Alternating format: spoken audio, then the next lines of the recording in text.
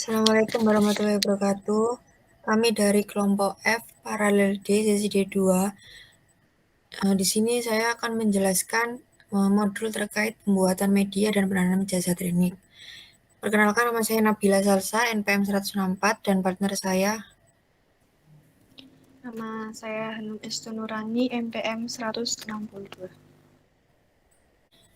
Media, di sini media atau medium merupakan tempat untuk menumbuhkan mikroba. Pertumbuhan dan perkembangan bakteri yang di dalamnya tergantung zat nutrisi seperti karbon, nitrogen, dan garam-garam anorganik, yaitu fosfat, sulfat, potasium, sodium, magnesium, kalsium, besi, dan mangan. Kemudian kegunaan dari media itu yang pertama ada secara kualitatif digunakan untuk menumbuhkan, mengisolasi, menguji sifat-sifat fisiologi hingga sebagai alat dalam menghitung jumlah mikroorganisme. Kemudian secara kuantitatif digunakan untuk perbanyakan dan perhitungan jumlah mikroorganisme. Jenis-jenis media di sini dibagi menjadi 3 berdasarkan bentuk, kemudian ada berdasarkan komposisi bahan dan juga berdasarkan fungsi. Yang pertama berdasarkan bentuk, ada media padat, di mana media yang mengandung agar 15 gram per liter, sehingga setelah dingin media menjadi padat. Media padat berguna untuk menjaga sel tidak berpindah tempat. Kemudian media cair akan menyebar dan tercampur dengan seluruh nutrisi, sehingga lebih cocok untuk mengoptimumkan pertumbuhan mikroorganisme dan untuk mengetahui karakter suatu mikroorganisme berdasarkan kebutuhan oksigen. Kemudian ada media setengah padat, di mana media ini mengandung agar 0,3 sampai 0,4%, sehingga menjadi sedikit kenyal, tidak padat, dan tidak begitu cair. Tujuannya yaitu supaya pertumbuhan mikroorganisme dapat menyebar ke seluruh media. Kemudian, media berdasarkan komposisi bahan, ada media sintetik, di mana media yang seluruh komposisinya diketahui. Media sintetik digunakan dalam penelitian mengenai uji metabolisme suatu mikroorganisme. Kemudian ada media kompleks, di mana media ini yang sebagian komposisinya tidak diketahui dengan pasti. Media ini dapat mengandung bahan yang tidak diketahui pasti komposisinya, seperti pepton, meat extract, dan yeast extract. Kemudian berdasarkan fungsinya, ada media isolasi, di mana media umum yang digunakan untuk mengisolasi suatu mikroorganisme menjadi kultur murni. Kemudian ada media selektif. Media ini berfungsi untuk menumbuhkan mikroorganisme yang diinginkan dan menekan pertumbuhan mikroorganisme yang tidak diinginkan. Kemudian ada juga media untuk karakterisasi bakteri, umumnya mengandung nutrisi yang cukup untuk pertumbuhan dan ditambah substrat yang akan diuji penggunaannya. Kemudian ada media peremajaan kultur, di mana media ini seharusnya tidak begitu kaya nutrisi sehingga mempercepat pertumbuhan. Kemudian media untuk penentuan kebutuhan nutrisi, kemampuan penggunaan substrat.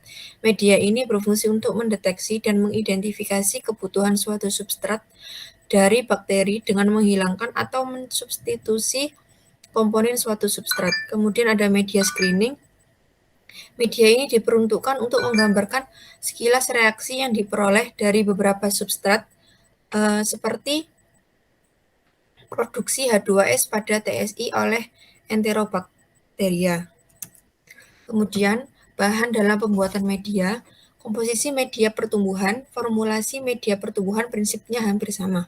Beberapa bahan-bahan yang umum dipakai dalam pertumbuhan media yaitu agar, pepton, ekstrak daging, komponen selektif, dan komponen diferensial.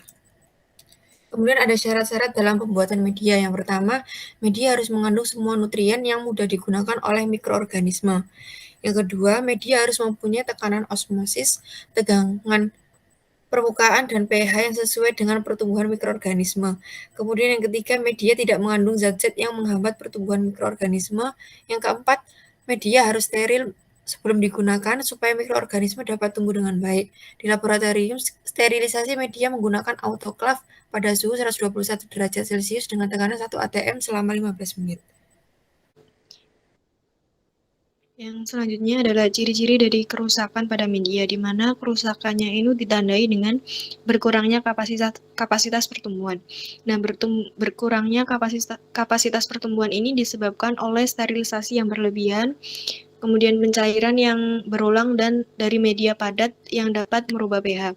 Yang selanjutnya adalah penyusutan kekentalan, di mana penyusutan kekentalan ini disebabkan oleh sterilisasi berlebihan juga, hidrolisis media yang mengandung agar karena pH rendah. Yang ketiga adalah warna berubah menjadi keruh ataupun gelap. Penyusunan kekentalan ini disebabkan oleh sterilisasi berlebihan akibat terjadinya karamelisasi karbohidrat ataupun gula-gula dan pemanasan yang tidak merata. Yang keempat adalah perubahan pH, di mana pH yang disebabkan oleh sterilisasi yang berlebihan ini akan terjadi pencampuran yang tidak rata ataupun homogen. Yang kelima adalah pengendapan, di mana pengendapan ini disebabkan oleh sterilisasi yang berlebihan, pemanasan media yang terlalu lama sehingga temperaturnya tinggi. Nutrisi yang dibutuhkan untuk mikroba. Nutrisi yang dibutuhkan untuk mikroorganisme yaitu meliputi karbon, nitrogen, unsur non-logam seperti sulfur dan fosfor.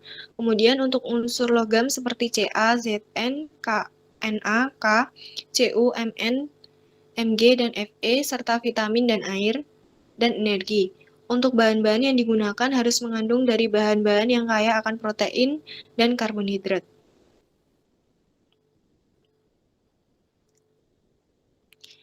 Jasa trenik, di mana jasa trenik ini adalah satu kesamaan dengan mikroorganisme, di mana ukurannya ini sangat kecil dan tidak dapat dilihat dengan mata telanjang, sehingga bentuk jasa trenik ini beraneka ragam. Sebagian besar terdiri dari organisme yang bersel satu ataupun uniseluler, meski ada pula bersel banyak ataupun multiseluler, di mana jasa trenik umumnya berukuran lebih kecil daripada 10 mikro, di mana kelompok besar dari jasa trenik terdiri dari bakteri, jamur renik, archaea, dan protista.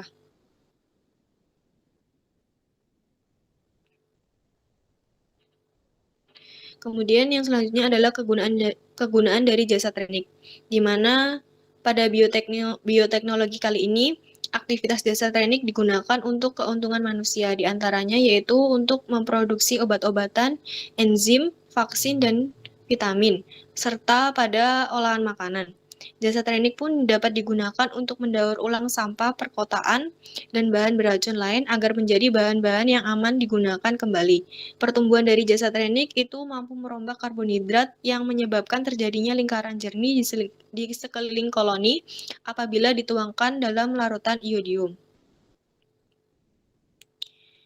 Perbedaan inokulasi dan inkubasi, di mana inokulasi yaitu penanaman bakteri atau biasa disebut juga dengan inokulasi adalah pekerjaan untuk memindahkan bakteri dari medium yang lama ke medium yang baru dengan tingkat ketelitian yang sangat tinggi, di mana inokulasi ini dilakukan dalam kondisi aseptik, yakni kondisi di mana semua alat yang ada dalam hubungannya ini dengan medium dan pengerjaan dijaga agar tetap steril. Kemudian ada inkubasi, di mana pada inkubasi ini adalah proses penyimpanan media hasil dari inkulasi di inkubator dalam suhu yang dikontrol. Sehingga tujuan dari inkubasi adalah untuk menjaga hasil inokulasi. Kemudian untuk faktor yang dapat mempengaruhi inokulasi adalah suhu kelembapan, udara, dan oksigen. Nah, di metode inokulasi ini ada 4 macam. Yang pertama ada metode tebar, yang kedua metode tusuk, metode yang ketiga adalah gores, dan yang keempat adalah metode tuang.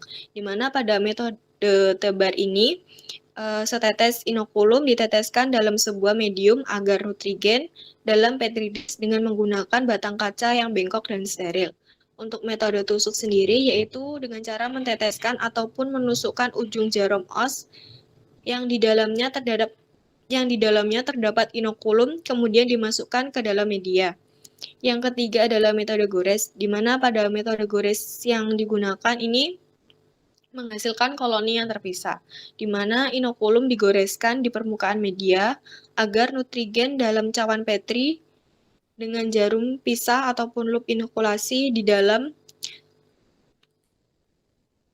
garis-garis. Kemudian yang keempat adalah metode tuang, di mana isolasi ini digunakan pada media cair dengan cara pengenceran. Untuk media dasar dan media inokulasi, perbedaannya adalah untuk media dasar adalah media yang digunakan sebagai bahan dasar untuk membuat media lain yang lebih kompleks. Kemudian untuk media ini digunakan untuk mendukung pertumbuhan hampir semua jenis mikroba. Contohnya yaitu pada nutrient broth, kaldu pepton, dan sebagainya. Untuk media inokulasi adalah kultur mikroba yang diinokulasikan ke dalam medium pada saat kultur mikroba tersebut dalam fase pertumbuhan.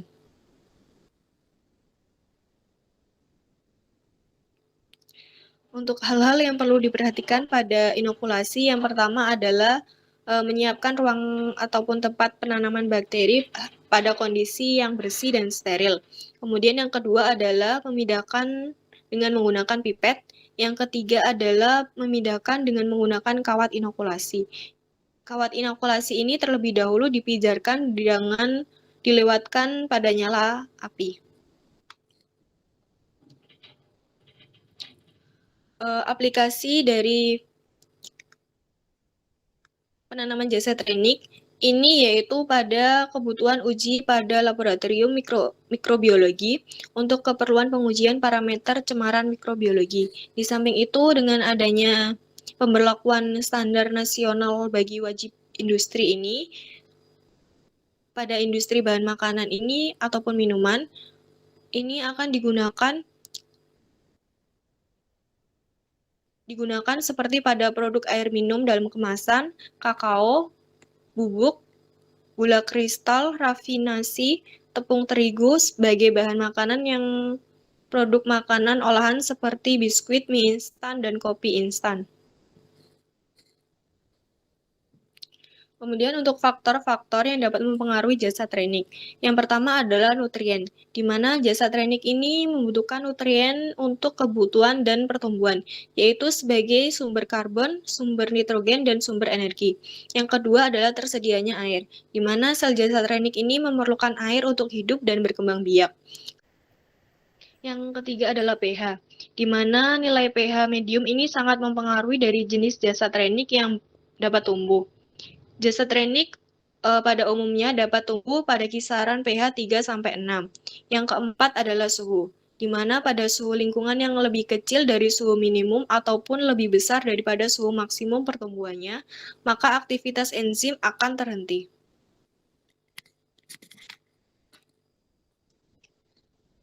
Kemudian yang selanjutnya adalah faktor-faktor yang dapat mempengaruhi dari pertumbuhan media. Yang pertama adalah bahan baku air, di mana air ini digunakan sebagai bahan baku pembuatan media dalam memakai air destilasi. Yang kedua adalah konsentrasi agar dan proses pelarutan agar, di mana pada konsentrasi agar 15,0 gram per liter, umumnya ini digunakan untuk membuat media padat, dan konsentrasi yang lebih rendah ataupun 7,5 sampai 10 gram per liter ini dipakai untuk membuat sok agar. Yang ketiga adalah ketebalan agar dan luas cawan yang digunakan. Media agar yang sangat tipis ketebalannya masih memungkinkan mikroorganisme untuk tumbuh, dan nutrisi media yang tipis masih cukup memenuhi kebutuhan. Yang keempat adalah pengaturan pH. pH sebaiknya diukur sebelum sterilisasi pada suhu 25 derajat Celcius sesuai dengan ketentuan pH menggunakan pH meter. Sehingga setelah proses sterilisasi, media akan memiliki pH sesuai persyaratan, yaitu kurang lebih 0,25 pH unit.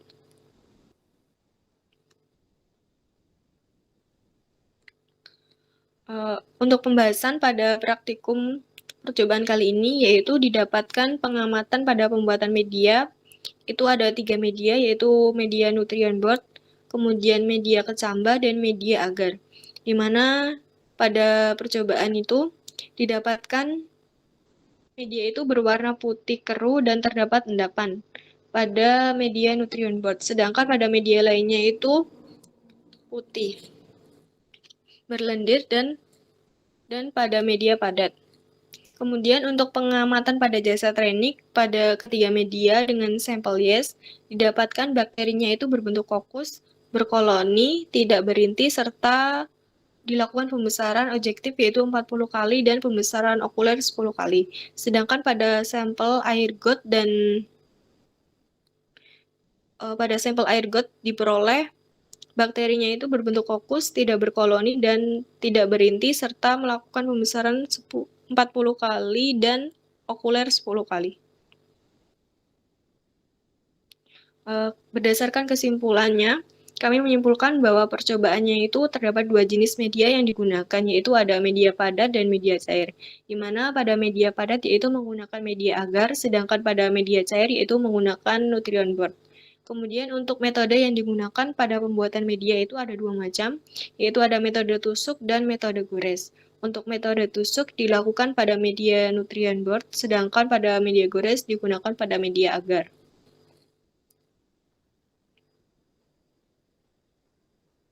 Sekian penjelasan dari kelompok kami. Apabila ada salah kata kami mohon maaf. Sekian, wassalamualaikum warahmatullahi wabarakatuh.